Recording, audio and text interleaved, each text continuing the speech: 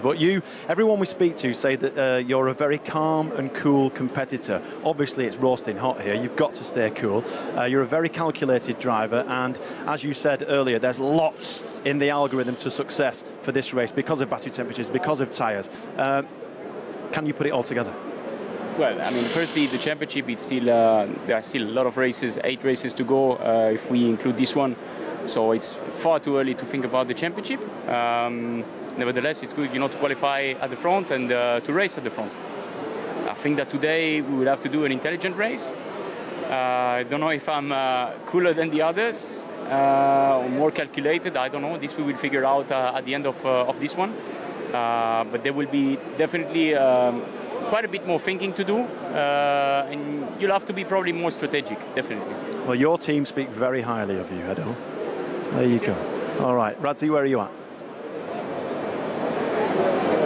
Well, an update you're probably not expecting for me to talk about is one of these, the cooling vests. Now, Jake Dennis has kindly lent us this. So as you can see, they're taking the cover off his car behind us here. He's got a fresh one on. And the way these things work is they're filled with liquid. They get put inside a freezer, much like you would do, say, with a cool bag for food. And these guys are wearing them a little bit like you might see in a flak jacket. And it's just keeping their core body temperature as cool as possible. Because even as I'm speaking to you here, I'm genuinely sweating. It's not so much the temperature, but the humidity that gets you. And that could potentially be the difference between one of the positions on the track and potentially getting points, is simply the preparation going into this. Jake's spoken about the simulation work that he's done, but in terms of the thermoregulation, it boils down to these things to keep these guys cool so they can have a clear head when it comes to driving.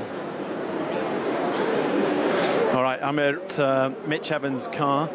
We've got Norman Nato, who's their reserve driver, and we've got James Barkley, team principal, having a chat. We've got Mitch here going through some final statistics, Mitch Evans. Really pushing for that championship, and it would be well-deserved. It's well-deserved of any driver who wins a world championship, of course, but, if Mitch and this team could do it, it would be a cracking, successful season for them. Let's see if we can...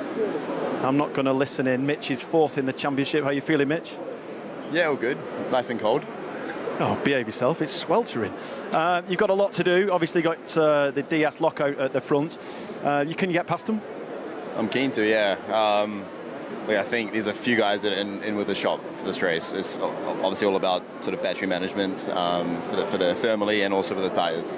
How does that affect you as a driver? How does that affect the planning of the race with obviously the tyres and the battery going to be put under a lot of pressure with the temperature? Yeah, you're just going to be a bit more cautious in the approach. Some races is zero concern, so you go hard at it. But here there's a big battery temp concern and also tyre and just sort of general car balance concern. So lots to manage, but look, we think we've done the right jigsaw puzzle, and we've sort of we've obviously prepared for this, but let's hope we've got it right. And how are you feeling personally? Because you've got a real chance to push for this world championship, Mitch. Yeah, no, we're in for a good shot. Look, I don't know how we're going to be here with the hot temperatures and new layout, but obviously we were competitive. We couldn't quite, obviously... No, but hang on a minute, let's talk about you. You as a person, you as a racing car driver, how are you feeling about your drive for the World Championship? Forget today. I'm feeling good. I believe in myself a lot, so there's no shortage of that. I just got to try and keep backing myself and get in points and hopefully podiums and stuff. So, no, I'm feeling good. Just need to, to keep basically one race as it comes and see what happens in Seoul. Do you think being a Kiwi, you've got that kind of natural laid-back attitude, but put into that mix the hard work that you guys obviously do is the recipes for success? I guess so. We're renowned for it, right? Look, I'm pretty chilled, but I can get pretty fired up as well. Well, we've noticed. Yeah, if you listen to my radios, you'll find out. Yeah. So yeah, obviously now I'm chilled, but once the helmet comes on, I'm a different person. So yeah, let's see what we got today. Good luck, my friend. Right. Mitch Evans, one of the guys who you can get a real open, honest conversation with. Radzi, where are you? Lucas, thank you very much for your time, mate. We can see you obviously drinking. How important is hydration in these temperatures? A lot. I've drunk already like 5 liters today, and I already lost 1.5 kilos since the morning, so I expect another maybe 2-3 kilos in the race. And how will that feel when you're driving? Will you feel as though you're dehydrated in there? I think if you're prepared enough, I mean, when I go running and stuff in the heat, you lose more or less the same, so if you're prepared enough, should be fine. And we have a number of Brits who compete in Formula E. We're not necessarily used to this, but maybe where you come from, it's a little bit different. I've been living in Europe for the last 12 years. So, but yeah, I think it's just a matter of preparation. If you're fit enough, should be no problem. And finally, obviously it's an important day for yourself, but an important day for Rocket as well, a chance to really get some important team points. Correct. The focus is to get as much points as possible and have a clean race. Well, thanks a lot. All the best for today, mate. Thank you very much. Thank you. Jev, I know you're in your zone. I know you're trying to focus on the race, and the last thing you need is a microphone stuck in your face, so I apologise in advance. You're on pole position. It's basically the race is in your hands, no? Yeah, I mean, you know, it's going to be a very long and warm race, so, you know, anything can happen. I just need to stay very focused and sharp during the whole race and try and manage well the tires, the energy, the battery temp, a lot of things to manage well this race. So, yeah, you know, we're just going to try and do our race and see where we end up. But let's hope for the win. But we've been here before, haven't we? We had extreme temperatures in Santiago and in Sanya as well. So have you looked back at the books, at the data from those races? No. Fair enough. Probably the engineers, but I didn't. All right, Jev, have a great race. That's our pole sitter, Jean-Ric Bird. I got told off by his PR. I apologise, but you know, he sat on pole, so we've got to chat to the man who's got the opportunity to win the race. His teammate, Antonio Felix da Costa, is just warming up on the railings over here. Excuse me, we're going to go to a track guide in just a few moments' time. Let's have a quick chat. Yeah, quick. Warming up, getting ready, limbering up. Have you got your ice vest on? I don't know. It's really shit, the one we have. Apologies for the language. We are live. We can't use that kind of language, Antonio Felix da Costa, but that's okay. That's €10 into the fine pot for potty mouth language. I can tell you off. You're second behind Jev, obviously. Two Diesta cheaters at the front. It's going to be an interesting battle between you two, right? If they let us. Ah, come on, say something. But you guys are going to go head to head. If they let us. If they let you, okay, fair enough. Have you had that conversation in the garage? Yeah, we have, but actually it's pretty free to go route racing. But obviously we'll keep some respect and see where we are at the end and then figure it out. But all right, thank you very much. We'll have more cars coming through, so. All right, confident then? Between the two of us, so. All right, well, it's always between you two because you're in the same team and you're like battling it out. There you go. I think we're in for a really good race. As we've seen, Jev and Antonio Felix da Costa, there's some kind of team orders going on in there, but we will find out. Let's take a close look at the track, the new track here in Jakarta with Dario Franchitti.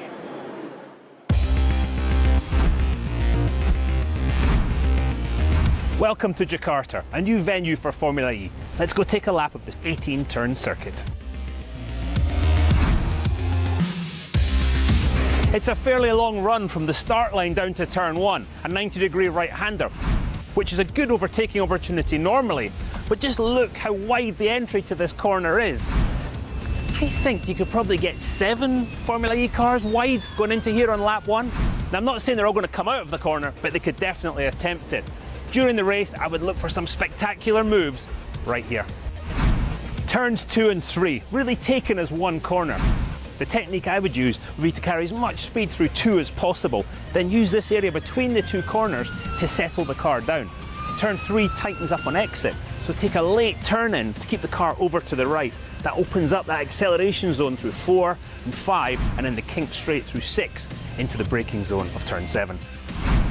You can't overdo the exit of 7 because you've immediately got to be all the way back over to the left to set you up through 8, 9, 10, 11, 12, that continues all the way into the next heavy braking zone of 13. This is a real combination circuit. You've got to get in a good rhythm to be quick over one lap, but also to be good in the race. If you make it through the kinks of turns 10, 11 and 12 unscathed, which is easier said than done because in typical Formula E fashion, the walls are right next to the circuit, you end up in the heavy braking zone of turn 13. Now, because of the shape of the corner, a hairpin of almost 180 degrees, it needs a late turn in that allows you to keep your momentum up through the apex and accelerate in as straight a line as possible on exit. But what that does is it opens up this lovely space inside to those cars following you. Your other option is you defend on the way in, but that compromises your mid-corner and exit speed. The question is, if you were the driver, what would you do? Turn 16. I love this corner. It is an absolute peach.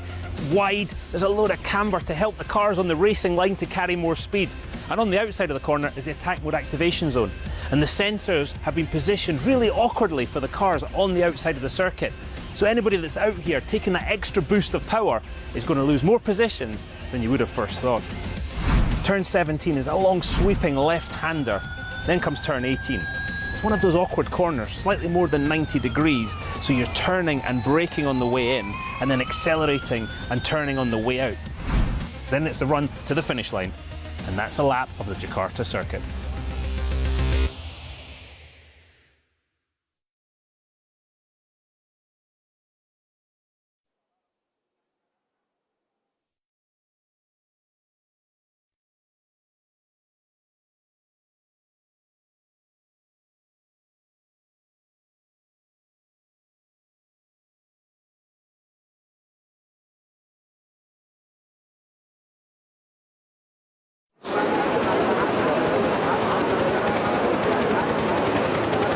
There is a look down at Jakarta Bay, and there is a look at the pole sitter, Jean-Eric Vergne.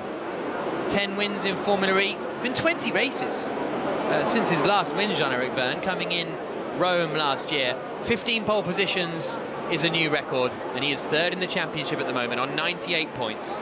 Just 13 back from Stoffel Vandoorne, and with Vandoorne starting 7th, if it finished like this, Vergne would move into the lead of the championship standings. But that depends where Mortara finishes, and it's pretty rare that we get it. Going in 30 seconds. Radio check. Copy. Loud and clear. All good. Let's go. Go to drive. Go to drive. Push into attack. Push into attack. Legend, keep it up. Increase charge where we can. Excellent job. Push to attack this lap. Good job, good job.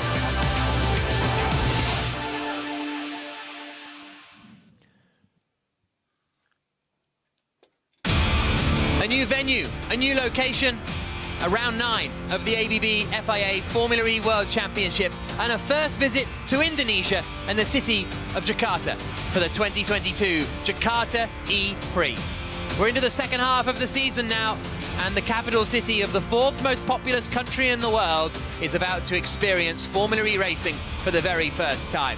And this is how the grid will line up on this circuit just by Ancol Beach in the north of the city. At the back, Robin Freitz and Antonio Giovinazzi neither managed to get a lap in qualifying after hitting the wall. Oliver Askew is 19th for Avalanche Andretti, with Sergio Sedecamera in 17th with the Dragon Penske Autosport team. Oliver Turvey outqualified his teammate Dan Ticktum, who didn't manage to get a lap in before the checker flag fell. Sam Bird disappointed with 14th place for Jaguar TCS Racing. Pascal Wehrlein got a 5th-place grid drop for a technical infringement, and as a result, he starts in 11th place in the Porsche, just outside the top 10. There is the grid, the hospitality on the left-hand side, the grandstands are packed all the way around the circuit, and this is the top 10. Lucas de Grassi, the Season 3 champion, is in 10th place for the Rocket Venturi team, and he is just behind Nick de Vries. The reigning champion won the last race in Berlin, but struggled in qualifying and didn't make it through to the duels. He starts 9th on the grid. He is behind the Tag Heuer Porsche of Andre Lotterer, who lines up 8th. It was the first time this season that Lotterer has failed to make it through to the qualifying duels, but he still manages to start inside the top 8 because of his teammate's grid penalty. Stoffel Vandoorne is the championship leader, but he's only 7th on the grid, as he will try and work his way through from there. Sebastian Buemi had his best qualifying of the season so far, 6th for Nissan Edams. Jake Dennis hasn't really had a good result since the first race of the season when he finished 3rd in Saudi Arabia. The British driver will be trying to fight his way up the order from 5th. Eduardo Mortara is 2nd in the championship, just 12 points away from Stoffel Vandoorne, and he lines up 4th on the grid. Mitch Evans is 4th in the championship and lines up 3rd in the grid for the Jaguar TCS Racing team, and it's a front row lockout for the DS Techeetah squad. Antonio Felix da Costa's down in 10th in the championship, so he's not really in the title hunt, but Jean-Eric Vergne, his teammate, is 3rd in the standings, just 13 points off the championship lead, and has a real opportunity of taking a victory and potentially taking the championship lead today.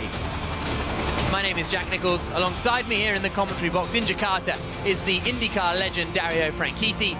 There's going to be so much for the drivers to do in this race. Yeah, absolutely, Jack. And are they going to be patient at turn 1 or aggressive? Because I think that's going to be one of the keys to the race. And then, after they get through those first couple of corners, I think patience, looking after the car, the tyres, in these incredibly hot conditions. Look at the heat haze. Standing on the starting grid, you can feel the heat just radiating up through the track. This is going to be a fascinating battle over the next 45 minutes plus a lap. The longest run down to turn 1 in Formula E history, we believe. It's a really long run down to that first corner, so there'll be a lot of jockeying for position. Is the right-hand side of the circuit going to be slightly cleaner? The left-hand side, as we look at it here, first, third, fifth, and will they get a better getaway? That's going to be an interesting question, so keep your eyes on that right-hand side. Here is Sam Bird lining up into position. That's Ian James, the team principal of Mercedes EQ, and a race that could have a big swing in the World Championship is about to begin. The second half of the season is about to start, and we're about to go racing in Indonesia for the first time. Front row lockout for Diaz Techeetah, Vern on pole, Da Costa second, all 5 lights are on. And we go green in Jakarta. It's a pretty slow start for Da Costa. That gives Evans an opportunity in the blue Jaguar on the outside, coming down towards the first corner. But Da Costa has the inside, and he holds the place. There's a huge squeal of tyres as people try and make it around the first corner, but everybody, I think, has got through safely. Wehrlein has made up a couple of places. Now they come through turns 2, 3 and 4.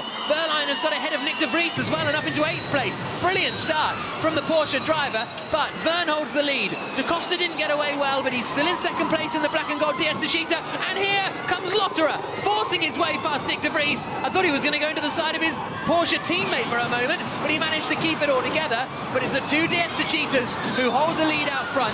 Vern ahead of Da Costa, and then it is the Jaguar of Evans in 3rd, the Rocky Venturi of Eduardo Mortara in 4th, Jake Dennis in 5th as they come through turn 13 for the first time. And the car's trying to get single file because you can see the marbles on the outside of the circuit. If you hit those, it's like hitting ice. So everybody fighting to get not only places, but just to get single file at the moment, and then pick and choose their battles throughout the field.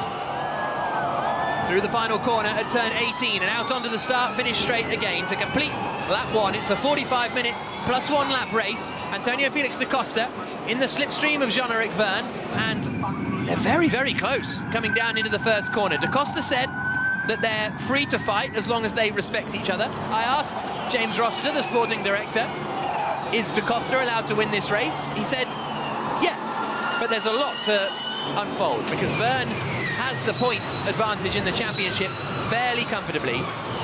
The other thing we're going to see in these early stages as Buemi goes for Van Dorn, and that is 6th place now for Sebastian Buemi in the Nissan. Very nice move from the champion of season 2.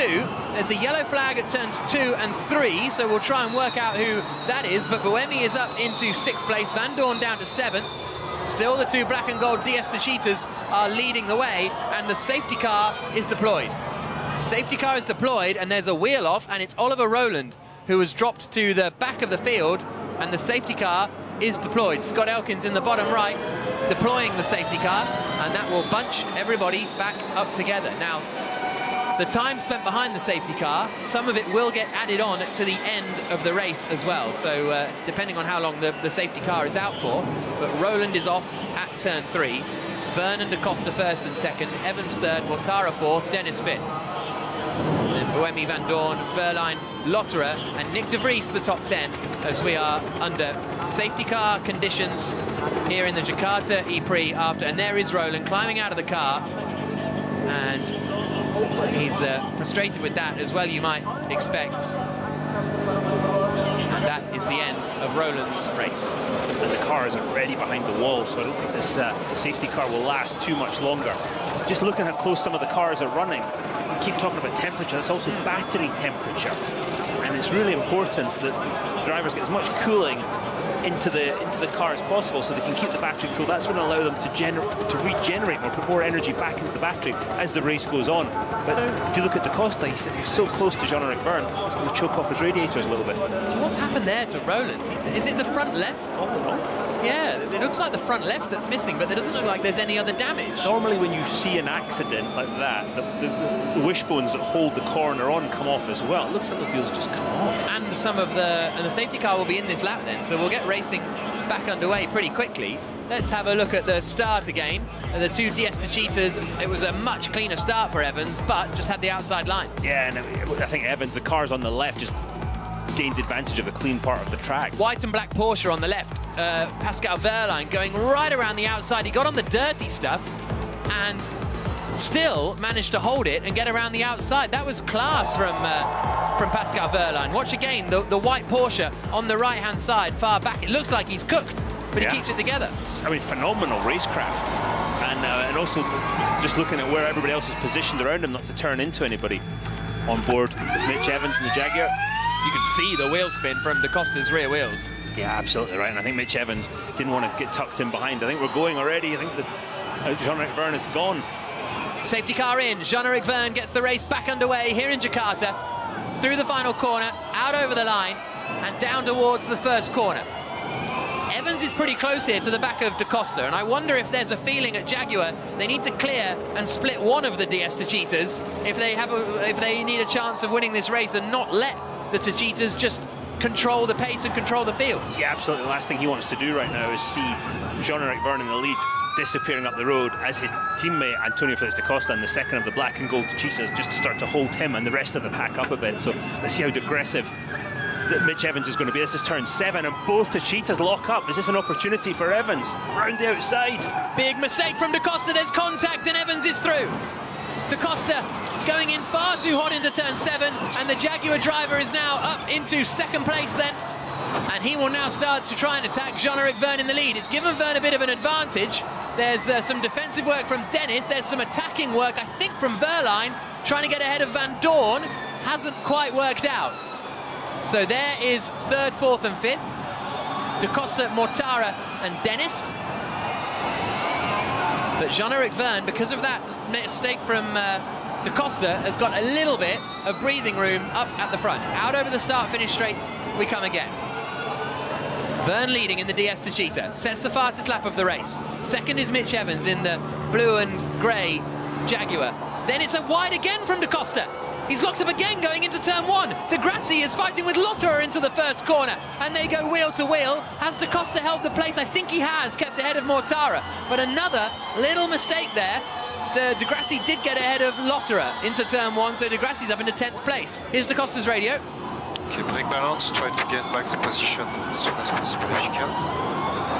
So Da Costa being told, try changing your brake balance. And that means moving the balance. I would imagine moving it rearwards. You can adjust how much it brakes to the front and the rear axle of the car. And that will change with the brake-by-wire system with the electric motors as the race goes on. But right now, he's relying more on the mechanical braking. This is the point in the race. You've got to be really, really patient.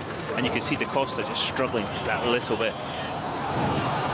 In front of the huge grandstands and around the left-hander of turn 16.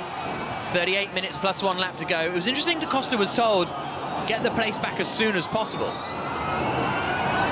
Robin Freitz activated his attack mode. He's down in 19th place. They come across the line. Vergne's lead is just under a second over Mitch Evans in second place. It's half a second back to Da Costa. Da Costa's under a bit more pressure from Mortara than Mortara is the other way around. Turvey's running well in 14th place in the Neo. Freitz is on the attack, getting ahead of Antonio Giovinazzi. But he is in attack mode. 2 attack modes this race. And we'll explain more about that when some of the front runners go through it. And here's a look at Antonio Giovinazzi. Going side by side with Sergio Seri camera, and a bit of contact, I think, with his teammate there. And sent Giovinazzi spinning. Oh, and then Roland's coming in behind. So that was earlier on. That was a very strange incident. 37 minutes plus 1 lap to go. I wonder if the angle was just... I think it just fell off the wheel. Yeah, no I was contact. trying to sort of make excuses here, but that is far from ideal. Now, at this moment in time, the car balance, the grip level front to rear is not going to be perfect because the drivers are going to start with a bit more understeer with the front sliding of the car to try and protect these rear tyres as the race goes on, because if you've got the back sliding already, with putting all that torque down from the electric motor, you're just going to fry the rear tyres over this next 45 minutes plus a lap. So I don't think at any point during this race, Jack, the car is going to feel perfect for any of these drivers. Pascal Wehrlein's on a bit of a mission here, isn't he? In the Porsche here, right behind Stoffel Van Dorn, the 94 white and black car, qualified in 6th but had a 5-place grid penalty. As we look down on the Beach City Mall and Ancol Beach there to the left-hand side in the heart of Jakarta Bay to the north of the city. But 36 minutes plus 1 lap to go. Vergne leading, Evans second, Da Costa third, Mortara fourth, 5th is Dennis, but yeah, it was a 5th-place grid drop for Verline, and he's trying to make his way back up the order, having started in 11th. He's already up to 8th, and pressuring the championship leader, Stoffel van Dorn, for that 7th position. You can see he's made up 3 places. Evans has gained 1. Gunter and Turvey have made up 3, as has Askew. The big losers, really, Lotterer, down 3 places, and obviously Oliver Rowland, who retired through the final corner, out across the line. Evans set the fastest lap of the race last time around. This time through, the gap comes down by another 0.2 of a second. Just 0.7 between Verne in the lead and Evans in second. Now, when we see all the drivers here go to the middle, they're avoiding bumps rather than necessarily defending or attacking. As I say that, Cassidy is attacking, going past Oliver Turvey. Cassidy in attack mode for the Envision team. Just watching how straight everybody's driving the cars. We saw Da Costa in qualifying showboating just a little bit, sliding the car around. Any of that going on in the race. There's the usable energy remaining on the left-hand side. Sebastian Buemi marginally less than everybody else, but at the moment it seems most people are aiming for the same point and the same lap count. I think Sam Bird just got past Oliver Turvey down into turn 7, I believe. Yeah, he did. So Bird is up into 14th place, Turvey down to 15th position. But energy-wise, everybody pretty similar at the moment in these early stages. 34.5 minutes to go. Into attack mode goes Jean-Eric Verne. So Jean-Eric Verne takes attack mode from the lead of the race, comes out in second place. You get 13% power for an extra 4 minutes. You have to do it twice in the race. Both DS cheaters doing it before anybody else. Yeah, absolutely. There's that 13% advantage to power, but look how much time it cost him to take that. But great thing for Jean-Eric Verne, he did not lose 2 spots, he only lost 1, and I think that puts him in a very strong spot as this race progresses. Da Costa will soon be trying to get back ahead of the black Venturi of Eduardo Mortara. Some of the teams saying you want to use your attack mode earlier because the battery temperature at the start of the race is lower than at the end. So when you're then using more power and working the battery harder, you want it to come from like a cooler baseline than if you wait towards the end of the race and the battery's hotter, and then you get hotter from a hotter place, you're going to be hotter than if you get hotter from a cooler place. It's very hot. I'm an engineer. Yeah, another thing to think about, the tyres are in better condition right now than they will be later in the race when they get hotter. Attack with magic paddle, hard on activation, attack and magic paddle. That's Mitch Evans activating attack mode, and he comes out just behind Eduardo Mortara. So Verne is back in the lead of the E-Prix, and then Mortara is in second, and Evans would have hoped to have come out in front. He might be able to get him here as they come down the start-finish straight. In fact, he's defending a little bit from Da Costa. Da Costa looking to the outside. I thought Evans would be sailing past Mortara then for second place, but actually he's under more pressure from Da Costa behind. Yeah, that is... wait till it's the straight bit, I was going to say, but that was the straight bit. And the rest of the lap, you're turning the whole time. So, yeah, I was surprised that Da Costa didn't have an advantage. Jake Dennis has activated his attack mode as well, his first of 2. He's running in 5th position fairly solidly, and Buemi is in 7th place, yet to activate his attack mode also. Here's a great shot of those sweeping corners, and then through the right of 11, and then through 12, and down to the hairpin right-hander of turn 13. This tight hairpin leads them out into this final sector. You can see attack modes remaining. Mortara, Van Dorn, Buemi are the front runners who have not activated one of their attack modes yet. Da Costa's looking racy here, isn't he, behind Evans in the fight for 3rd place? Yeah, he's come alive, hasn't it? He looked like he was really struggling that early stage of the race, but once he took attack mode, he's in the second black and gold to Cheetah. He's looking a lot stronger. Push for the code on the next lap. So Mortara in the black Venturi, sounds like he's going to take attack mode this lap, so he's going to push as hard as he can to grow any possible gap between the pursuing cars. 31.5 minutes to go. Race leader, Jean-Eric Verne, then Mortara, then Evans, then Da Costa, then Dennis. Those top 5 right together. And then it's a bit of a gap back to Stoffel van Dorn, to be honest, in 6th place. And I wonder what's going to happen with him and Nick de Vries, because the 2 Mercedes are right together on circuit now, after de Vries has activated his attack mode, but Van Dorn has not. But we think Mortara, the 2nd place black Rocket Venturi, is going to activate his attack mode this time around. So keep your eyes on the 2nd place 48 car, as we get another great view of this Jakarta circuit, shaped like a horse, And there's a move. And that was Bird going past Cassidy for 12th position. And this is that sort of settling stage of the Formula E race. Last main straight for Da Costa on attack. As Evans being told, this is the last straight for Da Costa in attack mode, so he's going to attack now or never, and he doesn't do it just here. No. So yeah, everybody just sort of getting settled now, and then the second half of the race is when it all goes just a little bit mad. I was halfway through a story earlier, but the track is shaped like a horse, like a hobby horse used in the traditional kuda lumping dance. And that's why, if you see it from above, you've sort of got the head on the right-hand side and the tail on the left. Quite impressive to see. Yeah. And it's such a good racetrack as well. Yeah, absolutely. There's a real great tradition of Asian racetracks being the shape of something. You think of the Shanghai International Circuit. I think Ordos in China was in the shape of something as well. And it ends up being quite an entertaining track, which is what we're seeing here as we come up into attack mode. Surely Mortara's going to take it this time around. We didn't think he was going to, well, we thought he was going to last time. He doesn't this time either. Interesting. Mortara has traditionally done things a bit differently. Well, Mortara and Venturi, even the last race in Berlin, they did things just a little differently, and you always thought they were a bit out of sequence, but it ended up going quite well for them. Here comes Evans. He's got 10 seconds left of his attack mode. He's going to go for second place here on Mortara. No, not quite. And you think, why doesn't he just go to the inside? Well, it's so dirty and dusty offline. He's got to be very, very careful doing that. And he's got to limit the energy usage. The car starts the race with not enough energy to finish it. So they've got to not only put energy back into the battery, but they've got to limit the energy they use and how they use it. So the idea with trying that is a little bit slower in the straights, but faster in the braking zone and faster in the corner. Pascal Wehrlein's got ahead of Lucas de Grassi in the fight for 7th place. Mortara's closing in a little on Jean-Eric Verne.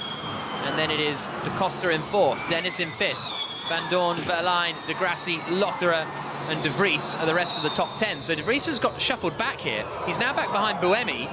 Buemi was a little bit further up the order than that. So De Vries was right behind Van Dorn at one point. So not quite sure what's happened to him. In fact, De Vries' last lap was the 1 minute 12.8. And he's not in attack mode. So, and there goes Van Dorn. Oh, so loose as he got offline through attack mode. Remarkable. You think how dirty the track is offline, and attack mode activation zone is offline as well, so well held by Stoffel Van Dorn.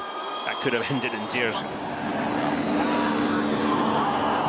Now he's got to close the gap up to Jake Dennis ahead in the red Avalanche Andretti. That's the keeper's strategy on target. Close that gap, use that extra power to make up some track position.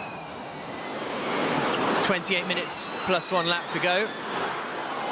Jean-Eric Verne leading the way. Eduardo Mortara in 2nd place. 3rd is Mitch Evans. 4th is Da Costa. 5th is Jake Dennis. Stoffel Van Dorn is in attack mode here. The championship leader down in 6th position at the moment. As they flash through turns 11 and 12. And they're closing in a little on Jean-Eric Verne. Now, is Mortara going to come out behind Dennis here when he activates his attack mode? Because they're all very close together. Mortara doesn't go for it still. But Da Costa does. That's Da Costa's 2nd attack mode, and he's getting them out of the way pretty quickly. Interesting strategy from the DS Techeetah team. I'm concerned about Mortara's strategy in the Rocket Venturi. Okay, though we push for the code, it's now push for the code. Okay. See it just start to spread out a little bit behind him, and if that's the case, then he can attack this lap. It's almost a given he's going to lose a place to Mitch Evans. But it's then, as you say, Jake Dennis doesn't want to lose a place to Da Costa, because Da Costa's got that extra power already of attack mode. You see 3 minutes and 26 seconds left of attack mode. So as you can see, Da Costa no attack modes left. Mortara both of his. So they come into the S's now, up towards turn 11 and 12. Da Costa, we'll see whether he can now close in and get ahead of Jake Dennis. Van Dorn is in attack mode too. But Verne is currently managing the race fairly well, but Mortara behind him does have an attack mode to use still. Well, 2 attack modes, so he's got 1 more in the bank than Verne, and now Mortara does go into attack mode then. Through the left-hander. Gets out ahead of Dennis, no. So he does come out behind Jake Dennis, down in 5th place, and Da Costa's on the attack. And so Mortara is ahead of Da Costa then, so that's quite important strategically. that he's ahead of Da Costa and has got attack mode for another 3.5 minutes and has quickly dispatched Jake Dennis into turn 1. That's absolutely key to Mortara's strategy. Now he's got to close down Mitch Evans ahead of him in the Jaguar. But I thought Mortara was going to lose more than that, Jack. It seems to have worked out very well for the Rocket Venturi team. So now he will attempt to fly back up to the back of Vernon Evans, who are running in first and second. Da Costa on Dennis. Da Costa through. Yeah, Da Costa again with attack mode. And again, there'll be some ebbing and flowing throughout the race. You want to push to close the gap on Evans. So Mortara now being told you've got to close the gap to Evans and Vernon ahead.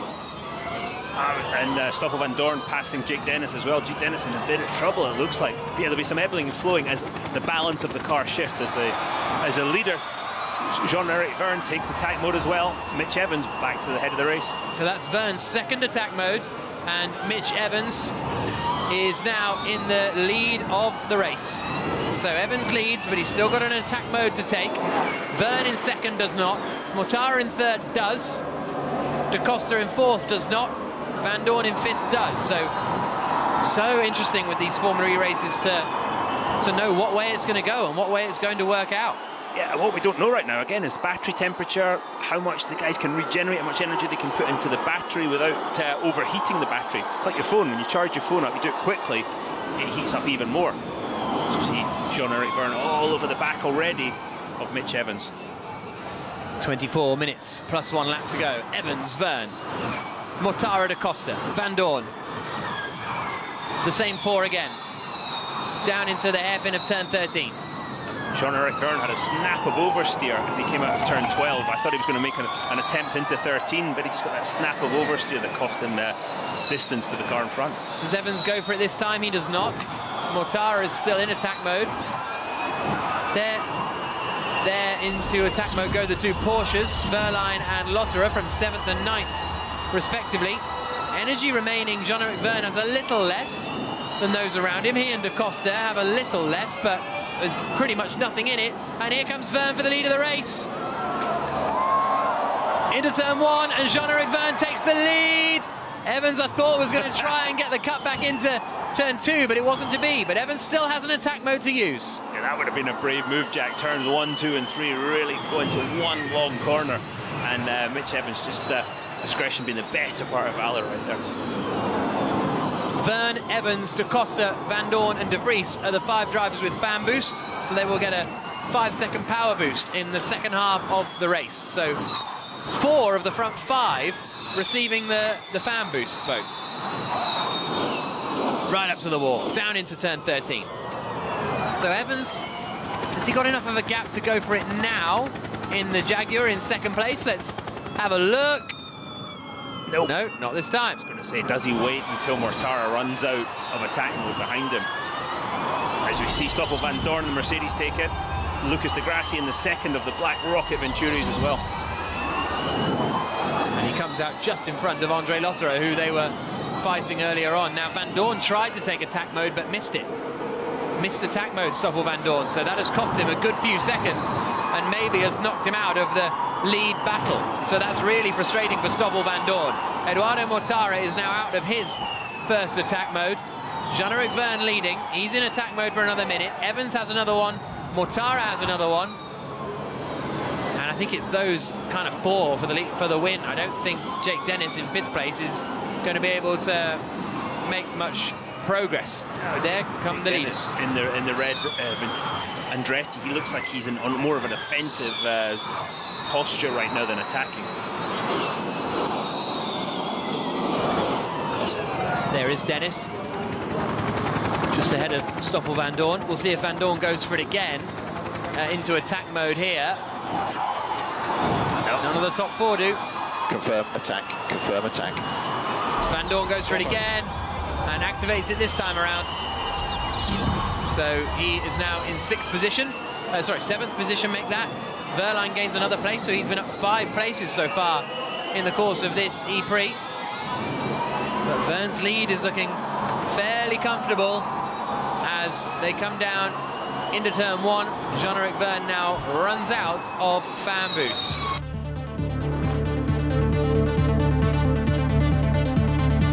that's Stoffel Vandoorne missing the attack mode activation, frustratingly for him. Yeah, very frustrating. We've seen it happen so many times, Jack. The margin for error is very limited, and obviously the driver's trying to carry as much speed as possible to lose the minimum amount of positions as they go through attack mode. Again, Jake Dennis, look, he's got Pascal Wehrlein behind him in the Porsche. He's just not happy, it looks like, with the balance, with the speed of the car, as we get 25 minutes into this race. Wehrlein's having a great race. Really impressive. Very methodical, isn't he? Yeah, super methodical. Still got attack mode, and he'll be looking to, as Jake Dennis goes to attack mode now, and that saves Pascal Wehrlein having to pass him now. Wehrlein's got a clear track to Antonio Felix da Costa, who's just up the road from him. 20 minutes plus 1 lap to go as Verne comes across the line.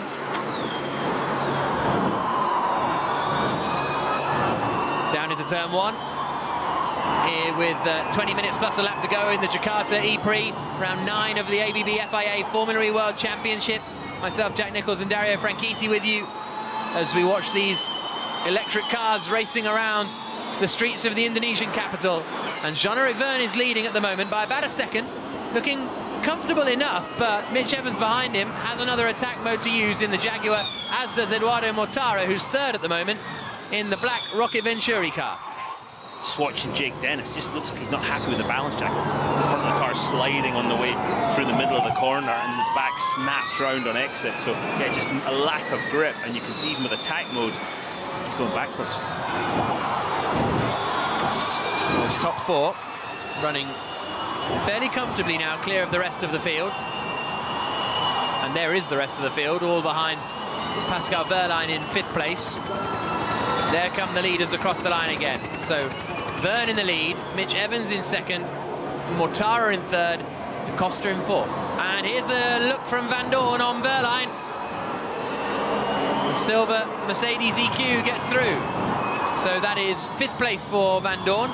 He's in attack mode, so he's got extra power and gets ahead of the Porsche man. You can see the rear view from Jean-Eric Verne up in the tower on the top left. That's looking back at Evans, trying to chase him down. And Evans closed the gap a couple of tenths that lap. If he can keep that up, he's going to be on the back wing of the black and gold Techeetah pretty soon. The car sliding as they come through turn 12, just actually turn 11 into 12. Just the grip of the car, they're really on top of the circuit. And looking for every part, every little piece of grip they can find out there. The leaders again coming through turn 16. No one going for attack mode still. Well, Verne and da Costa can't because they've used their 2 allocated chunks of 4 minutes. Evans and Mortara have, and are they just trying to wait for each other to decide when to do it? Who's going to blink first, perhaps? Evans moved the gap up again, 3/10 on Mortara that lap, so he's just trying to edge away so they can take a second attack mode without losing position. Jake Dennis defending from Pascal Wehrlein in the Porsche. Yeah, I think he was getting ahead actually, because he just took attack mode, so he's got ahead. Evans and Mortara, look, are the only 2 in the field with 1 attack mode to go, so they're doing it very differently. You can hear the tyres locking on the brakes. They try to sort of not only brake, but to try and regenerate, put some energy back into the battery. But it shows you how little grip there is out there. I think the words of the day are grip and heat. Yeah, absolutely. And that's something that will sort of become more and more apparent towards the end of the E-Prix. We can arm fan boost. We can arm fan boost. So Vandoorne being told we can arm fan boost. He's running in 5th place at the moment, but he will probably use it to defend from Jake Dennis, because Dennis is going to have attack mode down this main start straight. I don't know if he's close enough, in all honesty, so keep your eyes on 5th and 6th place here across the line. Does Vandoorne even fire it? I don't think he does, because there's no real need. Dennis is not close enough coming into turn 1, so Vandoorne doesn't use fan boost this time around in the number 5 Mercedes EQ. 16 minutes and 20 seconds to go. Dennis is now out of attack mode, so it's all now about when Evans and Mortara will activate their attack mode and how much progress they can make when they do so. The bad news for Evans is Adrian Mortara caught him back those 3/10 that lap, so the gap is the same again. And if he's going to take, if he is going to take attack mode, he's probably going to lose certainly 1 spot, possibly 2.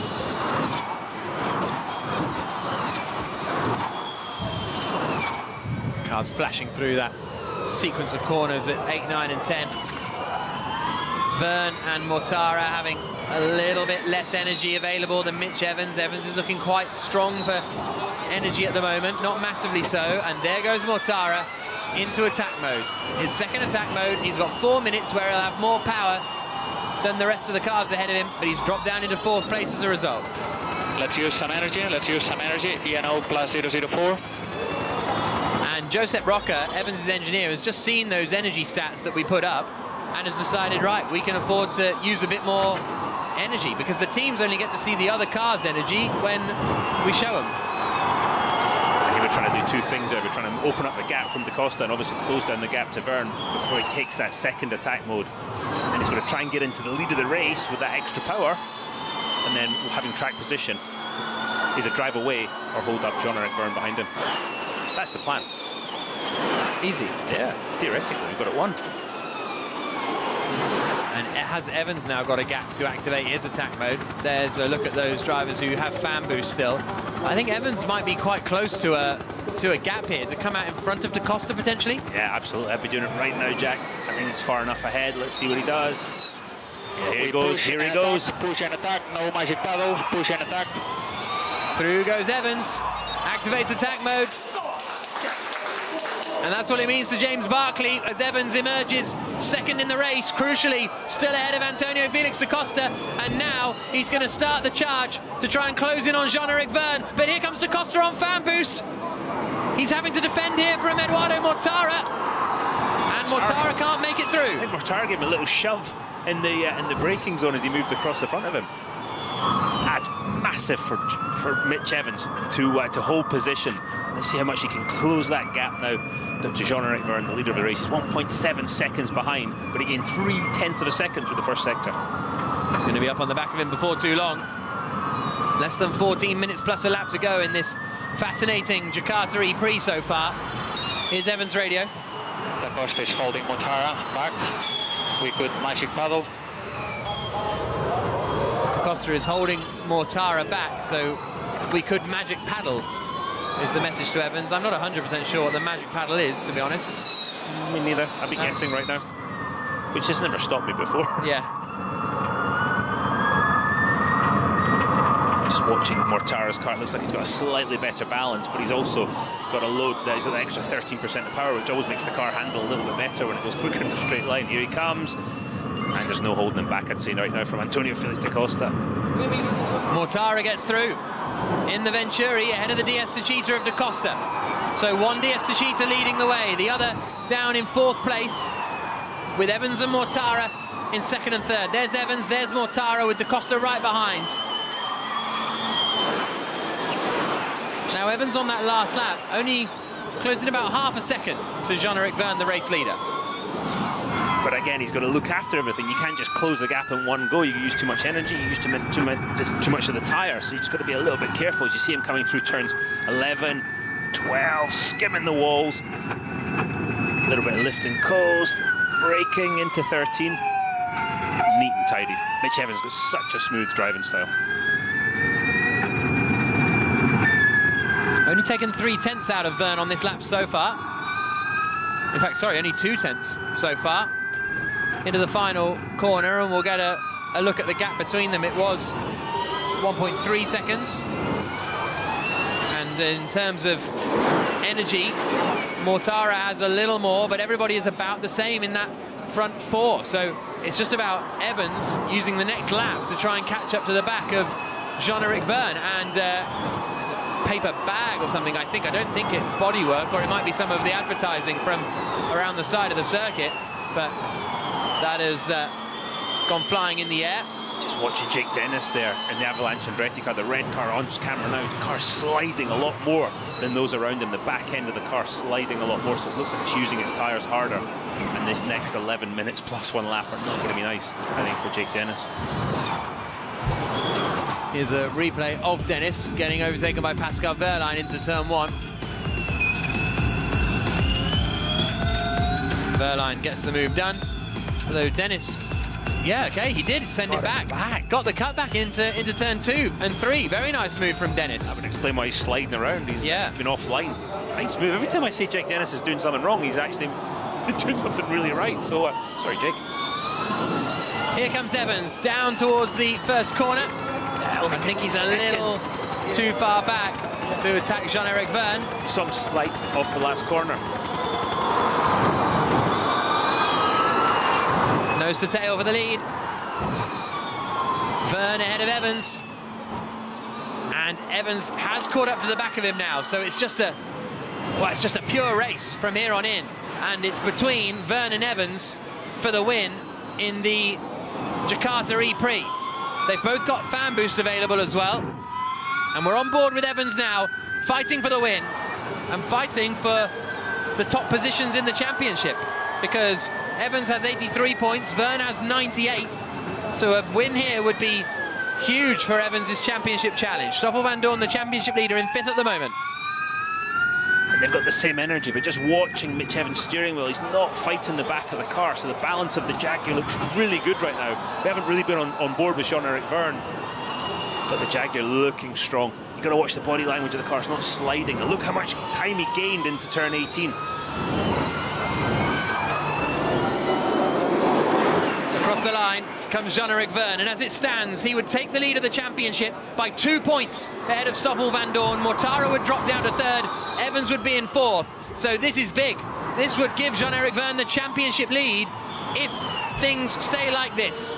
Lucas de Grassi, meanwhile, has been fighting with Pascal Wehrlein. Wehrlein used his fan boost a moment ago, and just a little biff between the Venturi and the Porsche driver. But this is the fight for the lead of the race, but also in some ways the championship, because Vandoorne is down in 5th position. We're starting the second half of the season.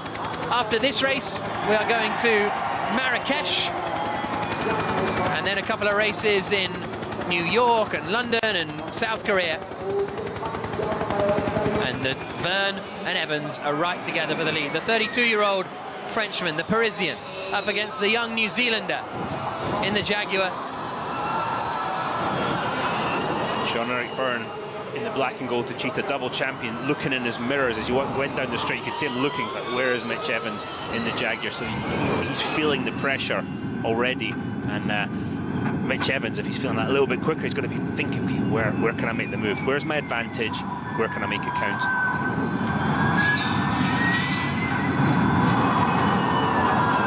The DS Techeetah team there on the inset on the right-hand side. So we go left, back out with the Beach City Mall on the right. They're pushing so hard, so on the limit here, and even when Verne was trying to get that stopped for turn 7, it looked right on the edge. Absolutely right, Jack, and as much as I've talked about the Jaguar looking good in 2nd place, I've got to say the DS Techeetah in the lead looks equally as well balanced. Mortara dropping away a little in 3rd place, the Swiss racer. And then actually Vandoorne is getting back at the Costa. Into the pits, Nick de Vries. Nick de Vries in the pit lane and seemingly out of the running. Here he comes now. Got a flat left rear tyre. Yeah, correct. Rear left puncture for de Vries. But his teammate is up in 5th place. I think this will signal the end of de Vries' championship chances. But 7 minutes plus 1 lap to go. Verne leading, Evans right behind him. This is great. As far as energy is concerned, it's been pretty close for the whole of the race, and it still is. Look at it. I've never seen it this close for a whole E-Prix. Giovinazzi's doing something a bit different. But here's Evans to the inside. Evans attacks into turn 7 and takes the lead of the Jakarta E-Prix. Where did that come from? Good job, mate. Good job. I don't think Verne saw that coming either. And can Verne now fight back? The crowd are on their feet. I'm glad it wasn't just us, Jack. That came from nowhere. Mitch Evans in the Jaguar. Was there a mistake by Jean-Eric Verne in the corner before? Let's see, has he got the speed to fight back? Evans getting a huge round of applause as he comes around the stadium section at turn 16, because he is now leading in Jakarta and trying to get his championship challenge properly back on track. It would be his 3rd win of the season The first driver to achieve that. We've got 6 minutes plus a lap to go, and there's half a second between Evans and Vergne. Can the DS Techeetah of Jean-Eric Vergne, the two-time champion, do anything to respond? If it finishes like this, Van Dorn holds the championship lead, and Vergne is up into second place. And this was how Mitch Evans did it. Sent it to the inside and got it done on the brakes, and nothing Vergne could do. So impressive because it is so dirty off line. And look how bumpy it is too. Yeah, as you say, Jack, got it stopped, got the car rotated. Fantastic stuff. Evans leading the way now. Jean-Eric Vergne down to second place.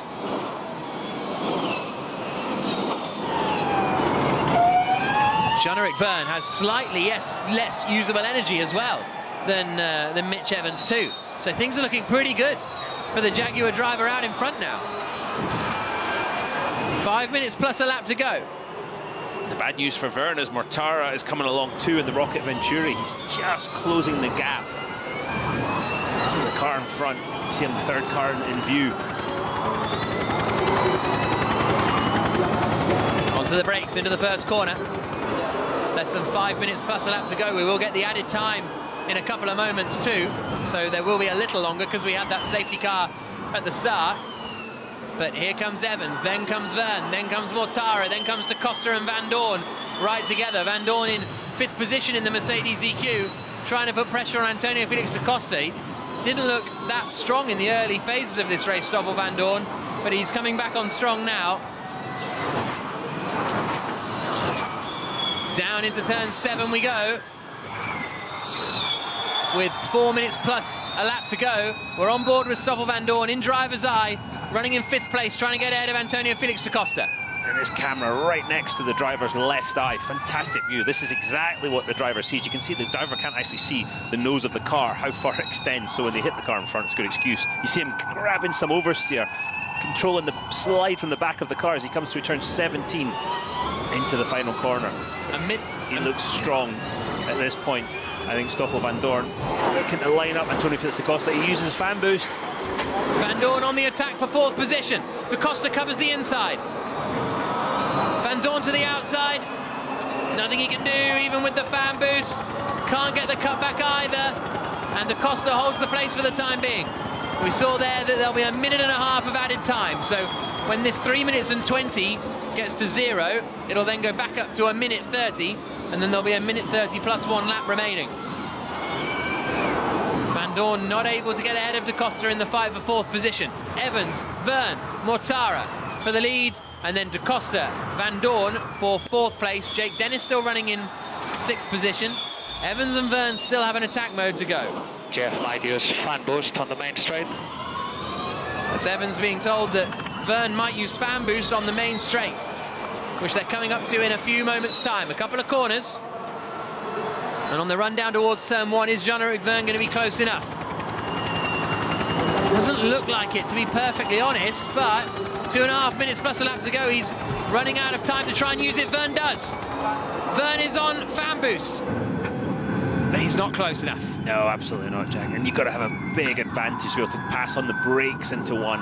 You can get them on straight line speed down the straight, but into turn 1, it's a tough one. But Vergne right there, the slightest mistake from Mitch Evans in the Jaguar leading the race, and Jean-Eric Vergne will pounce. And we have seen those errors before. Evans running really well in New York at the end of the last year before tapping the wall, but it's Vergne who makes the error. Big lock-up on the left front. How much ground has he lost? None. He's right there. We're on board with the Frenchman. If it finishes like this, he moves into 2nd in the championship. If he wins the race, he moves into the lead of the championship. But Eduardo Mortara in the Rocket Venturi has caught them as well. The 2nd place man in the standings has joined this fight. 3-way battle for the lead. Who blinks first? Between 3 of the top 4 in the championship.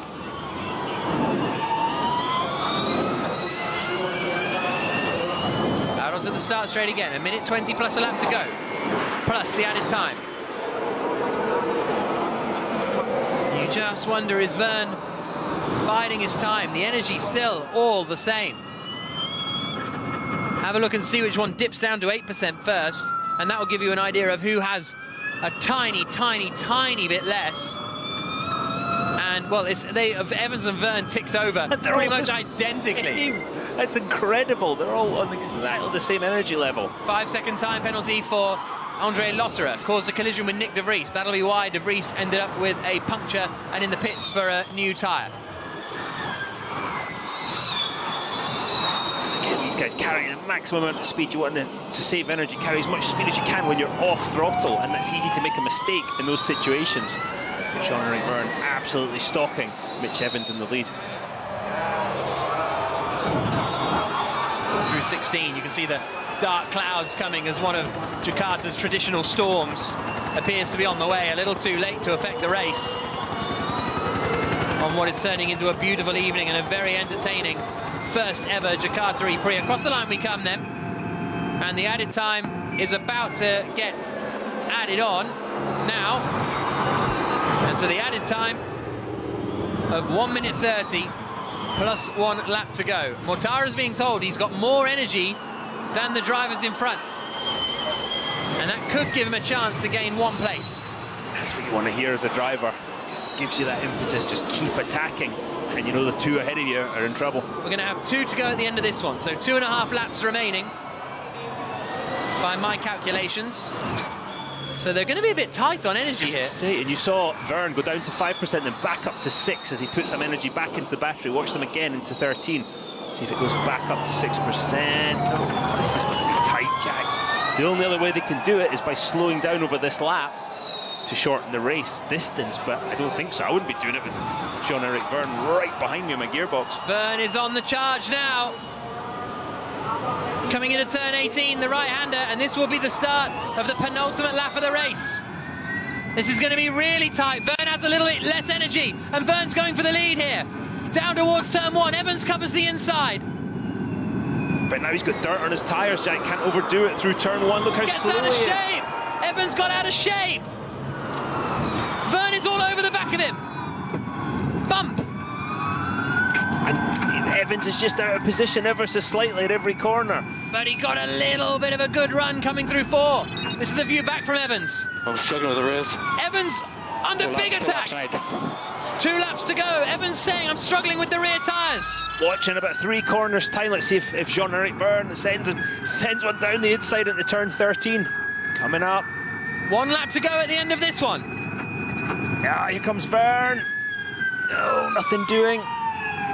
And Mortara is right in the fight as well. This is going to be so tight on the final lap of the Jakarta E-Prix. We've got 3 for the win. And you see the wide line from Evans trying to keep the momentum up through these long sweeping corners. Mortara has more energy than the pair of them. Bit of a twitch from Jean-Eric Verne. Look how close Mortara is now. Final lap of the race coming up, and we've got 3 for the win in the Jakarta E-Prix. Okay, last lap we have more stock than the other. Mortara to the outside into turn 1.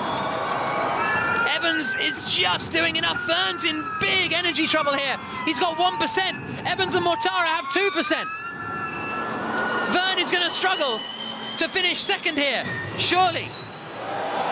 They're coming down into the left-hander of 7. They're both, Evans and Verne, covering the inside defensively. Can Mortara find a way through? There's only really 2 more overtaking opportunities, and the first one is coming up into turn 13. Through 12, this is the run up to 13 now. No, he lifts really early, Mitch Evans. Verne defending like crazy. So Evans put the energy back into the battery, back up to 1%. It's a long run to the line as well, so they may have to lift off here, Jean-Eric Verne, earlier than Mortara. Mortara tries to get through. Verne's out of shape.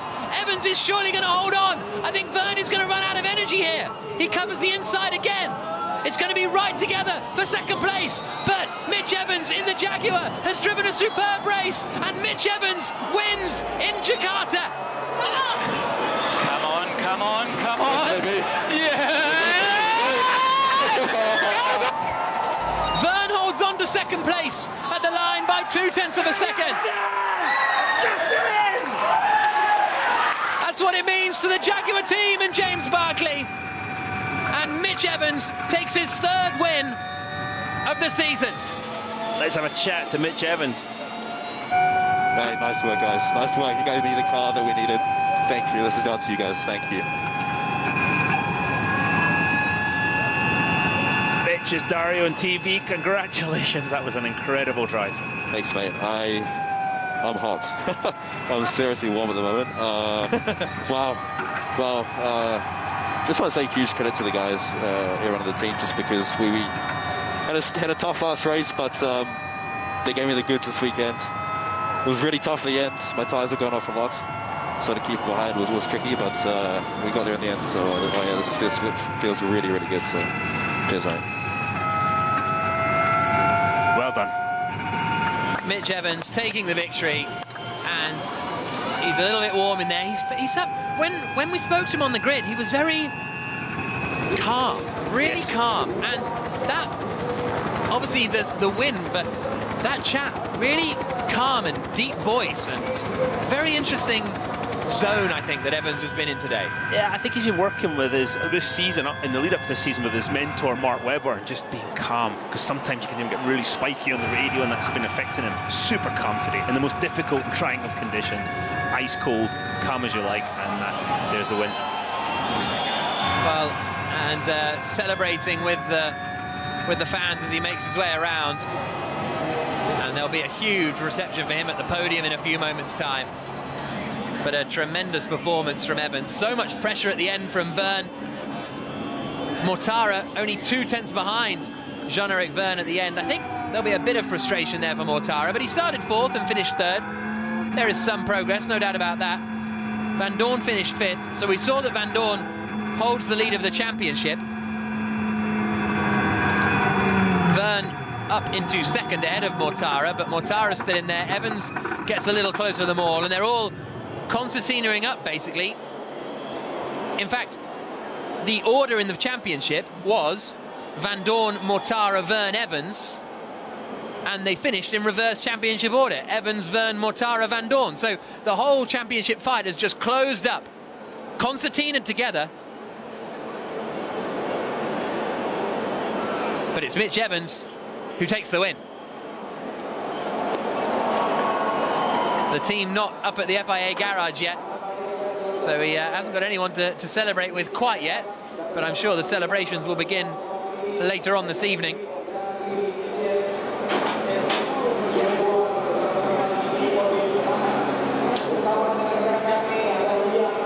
And Evans, as I say, with his 3rd win of the season, the only driver to have achieved that.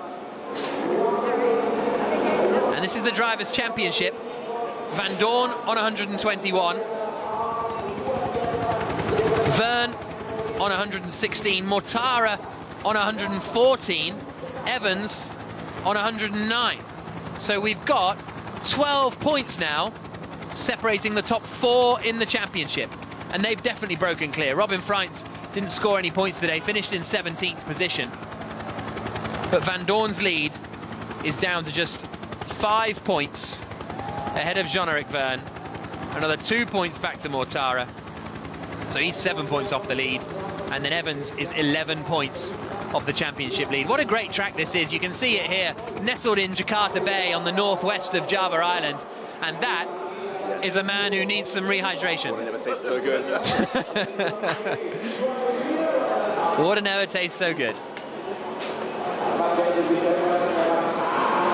Really, really tough conditions out there for these drivers. It's over 30 degrees, humidity is huge. Diaz Techeetah move up to 2nd in the Teams Championship, 16 points behind Mercedes EQ. The tyres are having a harder time than us, but nice work, man. Thanks, man. Close to the end, though? Yeah. Everybody having a drink now.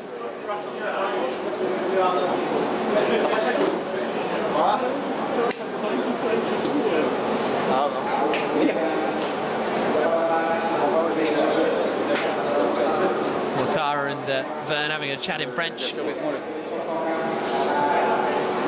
I'm afraid I can't translate for you. Ok. Merci.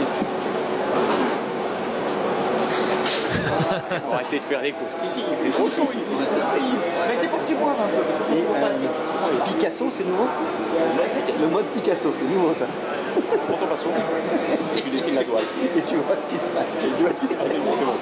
I'm very curious as to what this joke is. They seem to be calling Mortara some kind of Picasso, don't they? And Mortara responding that he's some kind of artist. If anyone knows exactly what they were saying, hashtag Jakarta E-Prix and let me know. Here's a look at the results after 40 entertaining laps of racing. Just a second, less than a second, between the top three at the line. Tremendous stuff. Da Costa a little further away. Van Dorn and Da Costa were quite close at the end. Jake Dennis in 6th place. De Grassi, Verline, Bird got into the points. Buemi ended up 10th after starting in 6th place. Andre Lotterer with a 5-second penalty, finishing in 11th place. Turvey finished in 12th. That's a good effort from the Neo 333 driver. Made good progress and seemed to finish on merit ahead of a lot of drivers that in theory should not have done. So good effort from Turvey. Giovinazzi, De Vries and Roland not classified at the end of the E-Prix. Again, there's a look at the circuit here in Ancol. Ancol Beach just behind and then out into Jakarta Bay on the northwest of Java Island, which is the largest island in Indonesia. Let's hear from our race winner, shall we? Mitch Evans is talking to Radzi. Mitch, you've been having a lot of hugs, a lot of love here. The inaugural winner of the Jakarta E-Prix. You've got something in your mouth, but it doesn't matter because you just did the business. How was that? That was hard. That was hard. Look, I was just happy to be in it at the end. We had a tough last race, and this track was kind of similar. Obviously, the climate is on another level here, so we put like a lot of work into the setup and the systems, and the team just gave me what I needed. Gave me the goods, which is what we need when it's so tight. It was really tight at the end with Jeb. I actually thought I was going to pull away, but my tyre started going off as soon as I got past him, so I was under a bit of heat, but got the job done. So yeah, it's what we needed.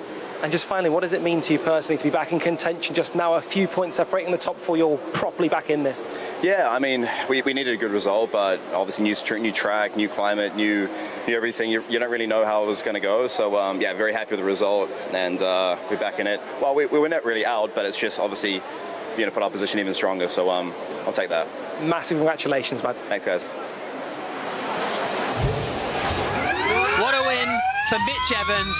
Started third on the grid, won the Jakarta E-Prix, and he'll be on the podium in a couple of moments' time.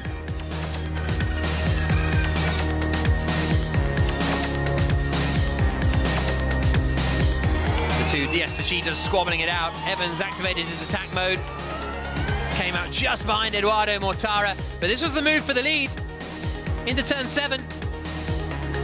From a long way back, Evans got in front. It was tight at the end, but actually Verne was under more pressure from Mortara behind.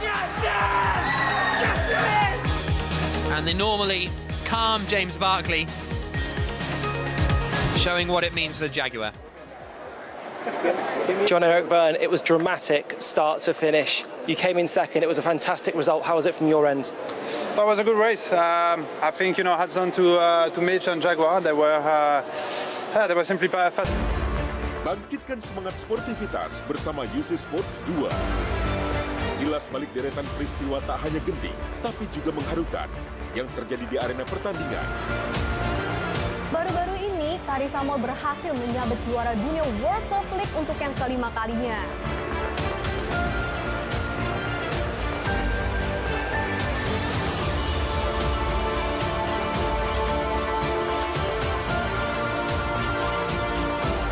Prestasi dalam sebuah kompetisi yang layak menjadi bahan perbincangan. Semua hadir di UC Sports 2, IndyHome TV.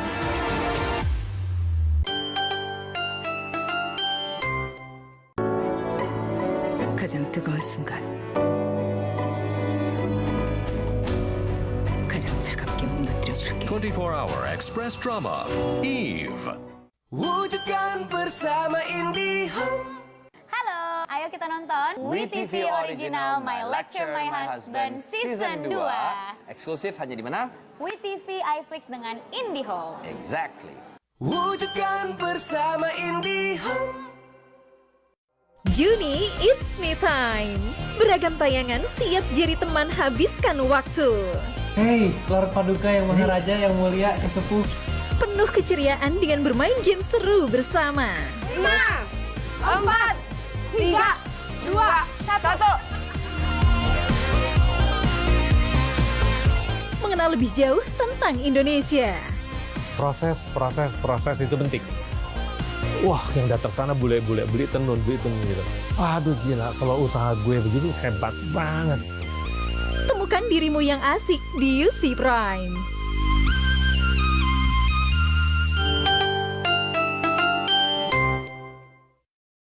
More reserve, and unfortunately I could not pass it. Not a single percent was wasted. Congratulations. Cool, thank you. Thank you.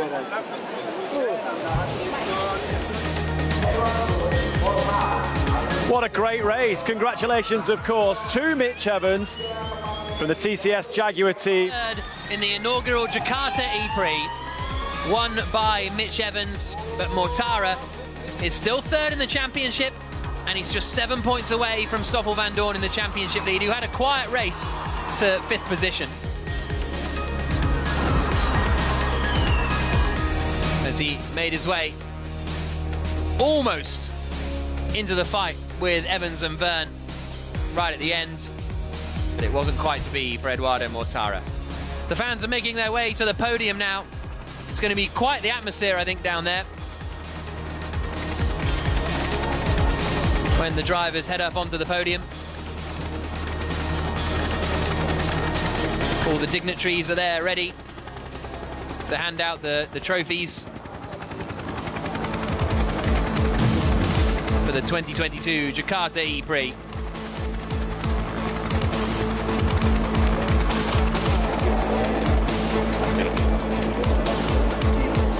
Mitch Evans having a chat with James Barkley, his boss,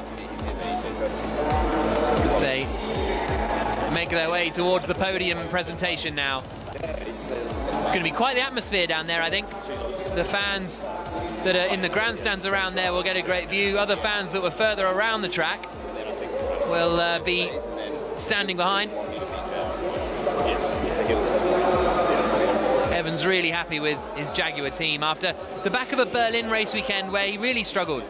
I spoke to him after, on his way out of the track. He said, I can't wait to leave this place, because he's had 3 races there in a row, or 3 years there in a row, where his championship challenge has derailed a little bit. Interesting that his tyres went just when he got ahead of Jean-Eric Verne. Now, there was a fight for 4th position at the end of the race as well. Stoffel van Doorn, the championship leader, was trying to get ahead of Antonio Felix da Costa, coming out through turns 5 and 6. This is down to 7. Went to the outside. Whoa! Back end went. Kept it together. But that was ambitious from Van Doorn, but he actually had a big gap back to Jake Dennis, so I guess he could afford to